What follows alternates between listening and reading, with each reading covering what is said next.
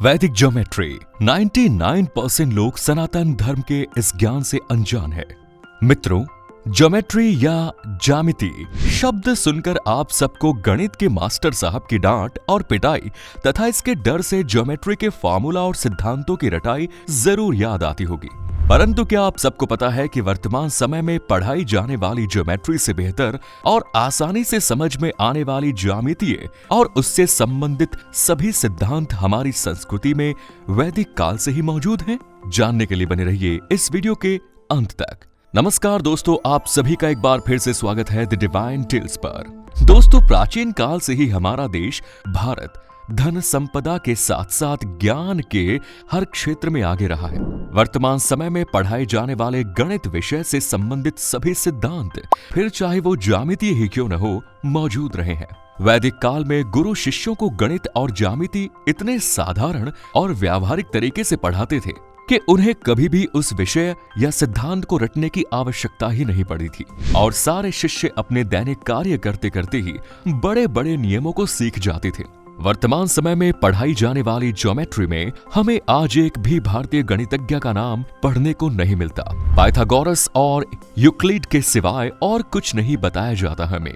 क्या प्राचीन भारत में बिना किसी सीमेंट और चूने के बड़े बड़े पत्थरों को सटाकर बनाई गई इमारतें बिना ज्यामितीय ज्ञान के संभव थी? उम्दा कारीगरी और मजबूती को दर्शाती ये इमारतें हजारों साल बाद आज भी हमारे सामने सीना ताने हुए खड़ी है। क्या इनकी मजबूती और सुंदरता ये साबित नहीं करती कि ये कोई चमत्कार नहीं बल्कि प्राचीन भारतीय ज्यामिति का कमाल है? प्राचीन काल में ज्योमेट्री को ज्यामितीय या भूमिति कहा जाता था। उस समय इसका प्रयोग अलग अलग क्षेत्रों में किया जाता था। इसका सबसे पहला उदाहरण है कल्पशास्त्र। कल्पशास्त्र में यज्ञ कुंडों के निर्माण के तरीके बताए गए हैं। ज्योमेट्री का दूसरा उपयोग हमें ज्योतिष विज्ञान में देखने को मिलता है। इसके अलावा सबसे ज्यादा इसका उपयोग वास्तुशास्त्र और शिल्प शास्त्र में किया गया है। इन सब के साथ ही श्री विद्या में भी ज्योमेट्री का उपयोग किया गया है।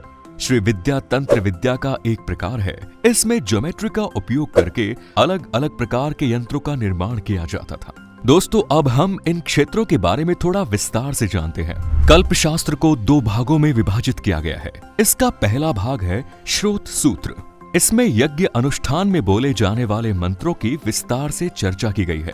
इसका दूसरा भाग है सुल्व सूत्र। सुल्व सूत्र में हमें यज्ञ कुंडों यानी कि यज्ञ वेदियों के निर्माण के भिन्न भिन्न तरीके बताए गए हैं।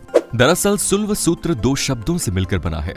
पहला शब्द है शुल्ब, जिसका अर्थ होता है रस्सी, तथा दूसरा शब्द है सूत्र, जिसका अर्थ है नियम या सिद्धांत। चूंकि प्राचीन काल में किसी भी चीज की माप के लिए रस्सी का उपयोग किया जाता था, इसीलिए इसे सुल्व सूत्र कहा गया। सुल्व सूत्र के अनुसार एक अग्नि वेदी में 3 प्रकार की वेदियां होती है। पहली वृत्ताकार, दूसरी अर्धवृत्ताकार एवं तीसरी वर्गाकार। अब इन वेदियों की सबसे खास बात यह है कि इन वेदियों के आकार भले ही अलग अलग है, परंतु इन तीनों का क्षेत्रफल एक समान है। क्या बिना ज्योमेट्री के ज्ञान के संभव है कि अलग अलग आकार की यज्ञ वेदियों का एक समान क्षेत्रफल रखा जा सके? प्राचीन काल में हमारे पूर्वजों के पास नाप लेने की एक और इकाई थी, जिसे अंगुल कहा जाता था। दरअसल इस इकाई में तिल के 34 दानों को एक सीधी रेखा में रखा जाता था। इन 34 दानों को मिलाकर जो भी लंबाई बनती थी उसे एक अंगुल कहा जाता था। अब कुछ लोग कहेंगे कि ये कैसी माप है, तो आपको बता दें कि पश्चिमी सभ्यता की इकाई इंच के मुकाबले अंगुल ज्यादा विश्वसनीय है, क्योंकि पश्चिम में किसी व्यक्ति के पैर के अंगूठे की लंबाई को 1 इंच माना जाता था और हर व्यक्ति के पैर के अंगूठे की लंबाई अलग अलग होती है। जबकि अंगुल के लिए तिल के दानों का उपयोग किया जाता था और सारे तिल के दानों की लंबाई हमेशा एक समान होती है। इसीलिए पश्चिमी माप इंच के मुकाबले अंगुल ज्यादा विश्वसनीय थी। भिन्न भिन्न प्रकार की आकृतियों को बनाने के लिए अंगुल के आधार पर रस्सी की माप ली जाती थी और फिर उस रस्सी को डंडे और कील से बांधकर वृत्त, अर्धवृत्त और इन वृत्तों के माध्यम से एक ऐसा वर्ग बनाया जाता था जिसके चारों कोण 90 डिग्री के हों, यानी कि एक उत्तम प्रकार का वर्ग। फिर बाद में इन सभी आकृतियों के माध्यम से ही यज्ञ वेदियां बनाई जाती थी। सुल्व सूत्र में अनेक ज्यामितीय आकारों को बनाने के सूत्रों के बारे में बताया गया है, जैसे त्रिभुज, समलंब, चतुर्भुज, वृत्त, वर्ग, चतुष्कोण, षटकोण इत्यादि। इन सूत्रों का प्रयोग कर कई प्रकार के यज्ञ कुंडों का निर्माण छात्रों द्वारा करवाया जाता था, जिससे सभी छात्र बड़ी ही आसानी से ज्यामितीय के नियमों के बारे में सीख जाते थे।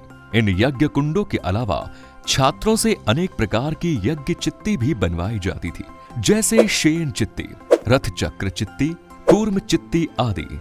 इन सभी का निर्माण करते करते छात्र ज्योमेट्री में सबसे ज्यादा उपयोग किए जाने वाले गणितीय नियतांक पाई के बारे में जान जाते थे। आपको ये भी बता दें कि पाई का मान पश्चिमी गणितज्ञों की देन नहीं है, बल्कि आज से कई साल पहले इसे हमारे देश के महान गणितज्ञ आर्यभट्ट ने बता दिया था। उन्होंने इसका मान 3.1416 बताया था और आज भी इसी मान का उपयोग किया जाता है। आर्यभट्ट ये बताते हैं कि किसी भी वृत्त की परिधि उसके व्यास के अनुपात के बराबर होती है और इसका मूल्य 3.1416 होता है, जो कि पाई के बराबर है। आर्यभट्ट ने आर्यभट्टीय गणितपाद के सूत्र संख्या 10 में इसका उल्लेख किया है। इसी तरह पाइथागोरस से बहुत सालों पहले ही ऋषि बौद्धायन ने संपूर्ण त्रिभुज के विकर्ण का नियम दे दिया था। साथियों, इसके साथ ही अब हम जानते हैं कि शिल्प शास्त्र के आविष्कारक के बारे में। अपने पिता के पद चिन्हों पर चलते हुए विश्वकर्मा भी वास्तुकला के महान आचार्य बने। विश्वकर्मा द्वारा रचित प्रकाश को वास्तुशास्त्र का अपूर्व ग्रंथ माना जाता है। इसमें अनुपम वास्तु विद्या को गणितीय सूत्रों के आधार पर प्रमाणित किया गया है। पौराणिक कथाओं के अनुसार भगवान विश्वकर्मा का जन्म देवताओं और राक्षसों के बीच हुए समुद्र मंथन से माना जाता है।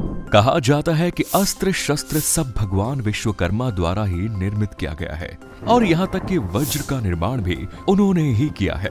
पौराणिक कथाओं के अनुसार स्वर्गलोक, इंद्रपुरी, वरुणपुरी, कुबेरपुरी, लंका आदि बड़ी बड़ी नगरियों का निर्माण भगवान विश्वकर्मा ने किया था। उड़ीसा का विश्व प्रसिद्ध जगन्नाथ मंदिर भी विश्वकर्मा के शिल्प कौशल का अप्रीतम उदाहरण है। विष्णु पुराण के अनुसार जगन्नाथ मंदिर की अनुपम शिल्प रचना से खुश होकर भगवान विष्णु ने उन्हें शिल्पावतार के रूप में सम्मानित किया।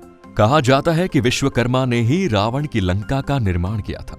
एक बार भगवान शिव ने माता पार्वती के लिए एक महल के निर्माण के लिए भगवान विश्वकर्मा को आदेश दिया।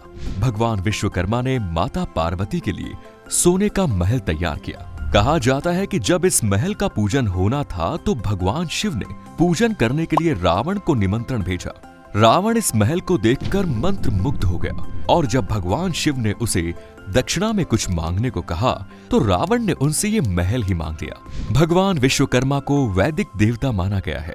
इन्हें गृहस्थ आश्रम के लिए आवश्यक सुविधाओं का निर्माता और प्रवर्तक भी माना जाता था। इनकी गणना सर्वाधिक महत्वपूर्ण देवों में होती है। मान्यता है कि भगवान विश्वकर्मा की पूजा किए बिना कोई भी तकनीकी कार्य शुभ नहीं होता। इसी कारण विभिन्न कार्यों में प्रयोग किए जाने वाले औजारों, कल कारखानों और विभिन्न उद्योगों में लगी मशीनों की विश्वकर्मा जयंती के उपलक्ष्य पर पूजा की जाती है। तो दोस्तों, आज के इस वीडियो में इतना ही। आशा करता हूं कि ये वीडियो आपको पसंद आई होगी। वीडियो अच्छी लगी तो प्लीज इसे अपने दोस्तों के साथ शेयर करें। साथ ही हमारे YouTube channel the Divine Tales को सब्सक्राइब करें। धन्यवाद।